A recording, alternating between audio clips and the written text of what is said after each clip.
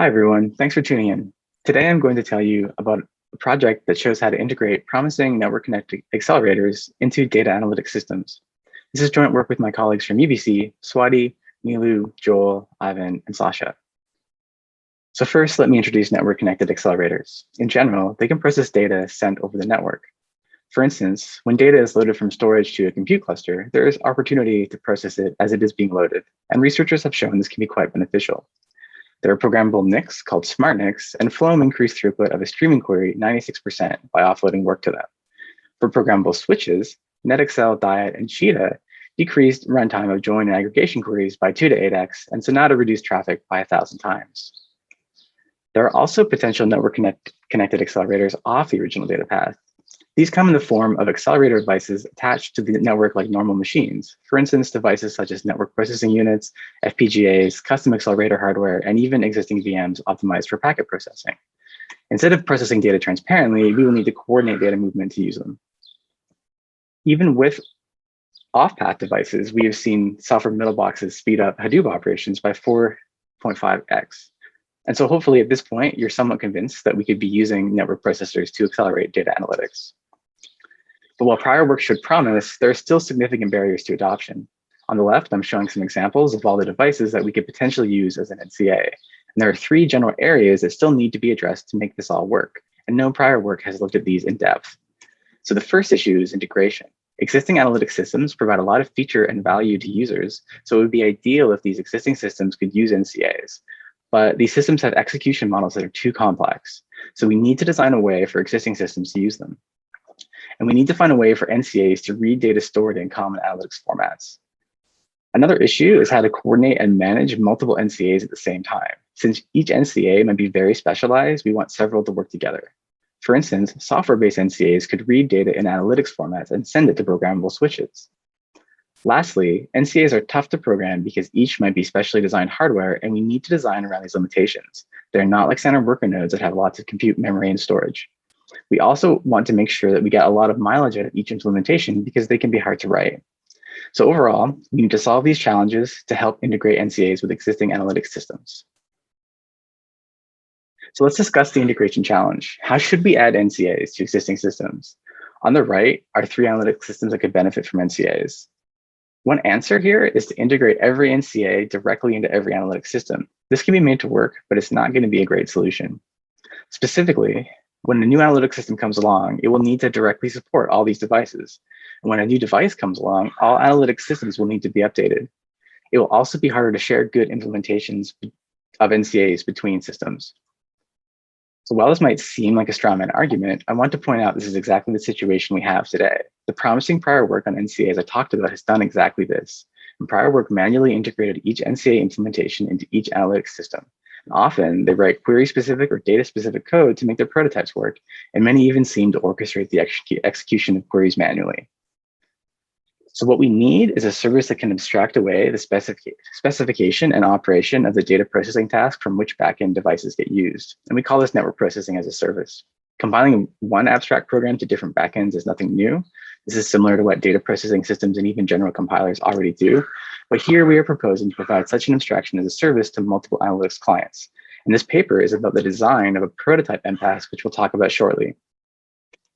So compared to the prior approach, the advantages to network processing as a service are that we can abstract away device-specific management from the client system, so it's easier to use new NCAs.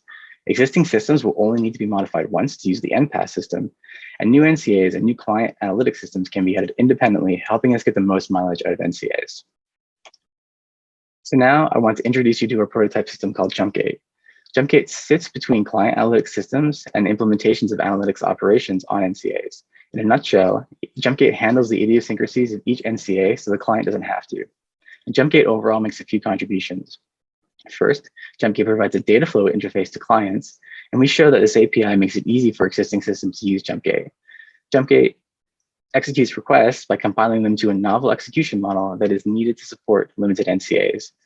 And third, Jumpgate contributes backend interfaces to simplify controlling and adding new NCAs because they are hard enough to program. And lastly, in addition to these design contributions, we evaluate Jumpgate and the overall behavior of how analytics queries behave when using NCAs. while we did not have access to hardware accelerators for all operations, we used software-based NCAs to help fill in the gaps. So now I want to walk you through an example execution of Jumpgate so that you can see how a query is executed. First, the user submits a SQL query to Apache Spark. I won't get too deep into exactly what this query does, but it basically breaks down the total sales of all items by state. So next, this query is submitted. Spark transforms it into a query plan, an internal representation of the analytic systems use. At this point, if we were just using Spark, it would simply execute this query plan on its worker nodes. But when Spark uses Jumpgate, it splits the query plan into two, one plan for Jumpgate and one plan for Spark's own workers. In this case, Spark decides to send almost all the query to Jumpgate aside from the final aggregation. And then lastly, Spark submits the plan to Jumpgate. What's key to understand here is that Jumpgate requests are formed from the client's existing query plan. Jumpgate provides a dataflow API very similar to existing query plans of existing systems. And so now we're going to look at how Jumpgate internally processes this request. So when the request is received, Jumpgate maps the client request to a set of relational operations that run on NCAs. Jumpgate has a library of relational operations. In this example, Jumpgate has 3 NCA implementations in the library. Jumpgate uses an API called the operator interface to detect when it can use an NCA. Developers implement this interface to inspect requested operations to tell Jumpgate if a given NCA can be used. So Jumpgate breaks apart the incoming request and searches for applicable NCAs. So Jumpgate maps the request to 2 instances of the scan implementation. These scan operations translate data from existing storage formats to the Jumpgate internal format, which we'll talk about in a second. Then Jumpgate picks 1 instance of the join implementation and 1 instance of the partial aggregation. At the end of this phase, Jumpgate knows which NCAs will be used to execute the client request. After figuring out the right set of NCAs, Jumpgate coordinates them to execute and send data to one another at the right time. Recall when I mentioned that existing execution models are too complex for NCAs? The reason is that existing systems require all nodes to locally buffer data they produce, but this won't work for NCAs that have limited storage. To solve this, Jumpgate schedules NCA execution as a staged network pipeline. Jumpgate organizes NCAs into stages so that only NCAs that implement joins must store data, and the rest can simply receive and forward data to the next NCA. Staging is relatively simple, but it's required to enable NCAs with limited storage to work for analytics. In the example, Jumpgate computes 2 stages because NCA 3 includes a join operation. The first stage builds the hash table used for the join. The next stage probes the hash table to emit join records to Spark. The next challenge is that NCAs can be limited in the complexity and amount of data they can read per packet. So NCAs need simple data formats they can operate on. Jumpgate introduces a data format called network tuple formats, or NTF. NTFs are simple and query-specific data formats that NCAs communicate in. Before execution, Jumpgate automatically computes the byte layout of the NTFs, and it compiles or configures NCAs to process those specific formats. To show you how these things work together, let's walk through an example. So first, Jumpgate executes stage 1, which runs NCA 1 and NCA 3, building the hash table in NCA 3. When NCA 1 runs, it reads data from storage, converts it to NTF format, and sends it to NCA 3. And here I'm showing you the NTF format. The NTF contains 2 fields, both 64-bit integers, and a null vector with 1 bit per field. This is a really simple format, and that's the point. Prior analytics systems have used more complex formats, but we need simplicity here to enable the use of NCAs. So next, stage 2 executes, which runs NCAs 2, 3, and 4, which then sends data back to Spark workers. In this stage, each pair of NCAs exchanges data in a different format. So overall here, I've shown you how Jumpgate orchestrates NCA execution and communication. Staged network pipelines and network tuple formats are part of the new execution paradigm that are needed to use NCAs for data analytics. So Jumpgate's final design contributions are backend interfaces that help add NCAs to Jumpgate. The details are in the paper, but in general, these interfaces allow NCA designers to tell Jumpgate if it should use their device and allow Jumpgate to coordinate NCAs to work together without NCAs needing to know about one another. One thing I want to underscore is that Jumpgate only controls how NCAs connect to each other and when they start working. Data itself is exchanged directly between pipelines of NCAs. This means Jumpgate is off the critical data path and NCAs can operate at full speed. So here are some of the evaluation questions answered in the paper. I'll be overviewing a few of them. We're going to look at ease of integration, overheads, how clients benefit from using systems like Jumpgate, and when NCAs can accelerate queries and why. The big disclaimer here is that we did not have access to all the hardware that we needed to create hardware NCAs for most analytics operations. Instead, we mainly rely on software NCAs. These are real NCAs, and they behave similarly to hardware ones, but they're just not as fast. So this allowed us to study the behavior of pipelines of NCAs before hardware was available. This paper looks at when speedup does and doesn't happen and explains why to motivate future hardware designs. So for a brief methodology, I won't go over details, but I want to highlight the client system and workload we use. For client system, we use Apache Spark, a popular analytics system. For workload, we use the TPC-DS benchmark, an industry standard SQL benchmark that we run using an off-the-shelf benchmarking tool for Apache Spark. So first, how easy is it to use Jumpgate?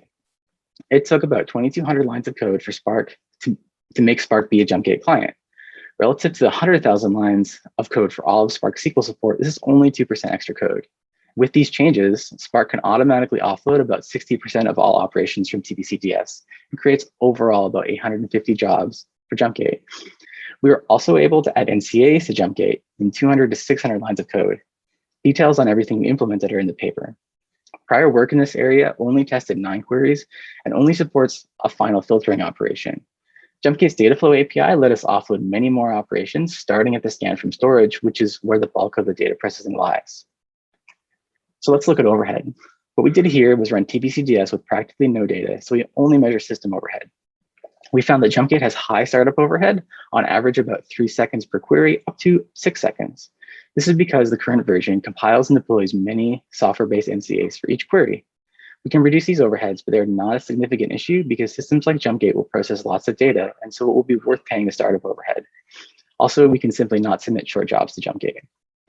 On the other hand, there's low execution overhead. We found it took between 13 and 70 milliseconds for Jumpgate to perform signaling for NCAs to switch stages. This means Jumpgate can stay out of the way of NCAs processing data. In comparison, Spark takes between 11 and 950 milliseconds for the same test. So aside from startup overhead, our execution overhead can be lower than Spark. And overall, this shows how well the design of Jumpgate works as a control plane. It sets up NCAs to work directly with one another so it can get out of the way and support high throughput NCAs. So now I want to show you briefly how NCAs behave when executing a real query. So this chart shows the behavior of Jumpgate and NCAs running a job offloaded from TPC-DS query 3. This is a good example of how queries work and also illustrates the main factors at play to answer our final 2 evaluation questions. Time goes from left to right. The timeline bars at the top show the breakdown of Jumpgate setup and execution time. There's only one job executing here, and that takes 5 seconds to set up. The lower bars show each NCA used to execute the query. The red arrows show which NCAs send to which. So for example, we see the top 2 NCA parsers send to a join NCA, which sends to to aggregation NCAs lower down, and the bottom NCA transmits to Spark. On each bar, we show a breakdown of where time went. The orange shows the fraction of time each NCA spent processing data. The blue shows the fraction of time the NCA was reading from or writing to the network. In reality, these 2 phases are highly interleaved, but we aggregate them here to show overall time. The speed up or slowdown is shown at the top. Here, Jumpgate and Spark performance are very similar. I want to point out 3 things. So since a pipeline's throughput is limited by its slowest part, we can see the pipeline bottleneck is ORC2, the top NCA bar. In this case, the orange portion is the time to parse the ORC file plus the time to convert it to NTF to send on the network. The small amount of blue shows that it does not spend much time waiting to send data, but other NCAs spend most of their time waiting for data. Next, this chart shows how much data is transmitted between NCAs. This shows that as data moves down to the final NCA, the volume of data decreases a lot, often by many orders of magnitude. This is illustrated by the inset bar chart on the right. The left bar shows that there was 27 gigs of compressed ORC data read from storage. The middle bar shows this data uncompressed into 76 gigabytes of data in memory that needed to be processed. And together, these 2 bars show the data read and overall work performed by the analytics task. Without Jumpgate, Spark would need to process this volume of data. But when Spark offloads this task to Jumpgate, the rightmost bar shows the volume of data Spark receives. This shows that a system like Jumpgate can significantly reduce work for the client system. This also shows why we chose to offload operations starting with reads from storage, because the bulk of data processing is done by operations closer to storage, and so they are good candidates for acceleration. This example illustrates the answers to the last 2 evaluation questions. What are the benefits to the client, and when can NCAs accelerate queries? The main benefit is the client is to the client is a large reduction in data sent to the client system. This paper looked at data reduction trend for all queries in TPC-DS, and we found 94% of TPC-DS queries see a reduction in data transmitted to Spark, and about half see a reduction greater than 22x. This data reduction happens because NCAs are used to process that volume of data in the network. And we found that the amount of data put on the network is on par with what gets materialized in memory in a classic analytic system. Overall, queries will see a speed up when that amount of data can be processed more quickly by NCAs. I don't have time to delve into all our results that we included in the paper, but overall, our evaluation found that format conversion was a common bottleneck, indicating that future work could accelerate format conversion. In the paper, there's a full analysis of TPC-DS and an example using a programmable switch. So thanks for listening. In conclusion, I showed you Jumpgate, the first prototype system to offer network processing as a service. I built Jumpgate in order to research how to integrate existing analytic systems with NCAs and to identify future challenges. The design makes several contributions. It shows how to easily integrate existing analytic systems with NCAs. It introduces a novel execution paradigm to use NCAs and make them work together, and it contributes simple interfaces to add new and diverse NCA implementations. So thanks for listening, and I'm happy to take questions. Okay, thank you, Greg, for the talk. I think if people have questions, they can post them on Slack or raise their hands on Zoom, and we'll unmute them. One pressing question I had was in terms of what the hardware support, right, for these operators. Where is the bottleneck there in terms of, is the hardware not ready or not available or easy to program with? Or if you can comment on the current and the future state of sort of network programmable hardware for this data analytics, that would be great. Yeah, that's a good question. So right now we know of implementations that work for some joins, that work for filtering, that work for aggregation. They don't necessarily support every single operation on every single data type that you might want in a real query system. But there's currently enough to show that, like, yeah, this could work, and that they would be effective at speeding things up. So I felt like this was a good time to sort of do this work, because it would say, hey, we can do the system, so maybe we should start building more fulsome operations. Like a good example would be, maybe we want to do floating point operations in the network, or maybe we want to increase the amount of memory that they had, and things like that. I see. But so you mentioned in the talk this notion of, you gave this compiler analogy, right? Wherein there's this common intermediate format. So what would be a good common intermediate format for NCAs? So what we internally use is basically the data flow graph we get from the analytics client. And that has so far been a good intermediate format. I think that if there were commonalities between several NCAs, such that they had a different intermediate format, like you want to target like, P4 switches with LFVMIR. I don't know that if we can do that, but that would be an example of a place where we could add another intermediate format. It's possible in the future that, say we have multiple NCAs that all have the same intermediate format. Well, Jumpgate could target just the intermediate format and deploy to all those different NCAs as well. All right. So we have a question on Slack, which is, can we treat GPUs like NCA? So suppose you want to implement aggregation on a GPU, which is kind of one of the workers. Could you treat that as a NCA, and would that be a good idea? Great. So the key things that I see as if something can be an NCA or not is if it can send and receive quickly on the network.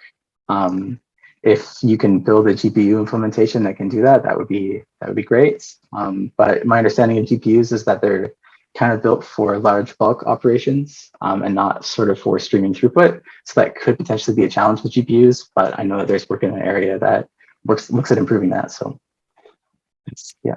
Right.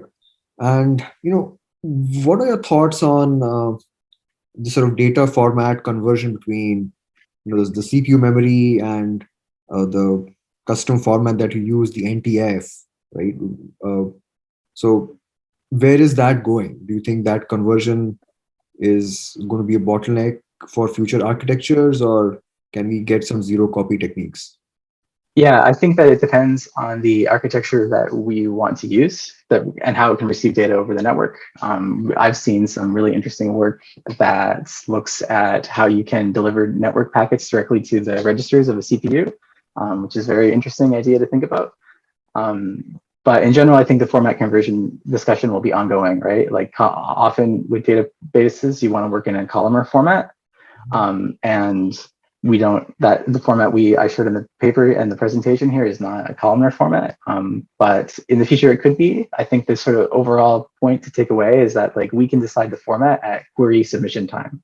So if we want to make a new format, we're not stuck with the old format that we decided on a few years ago. We can just add a new one for that specific query for those specific devices.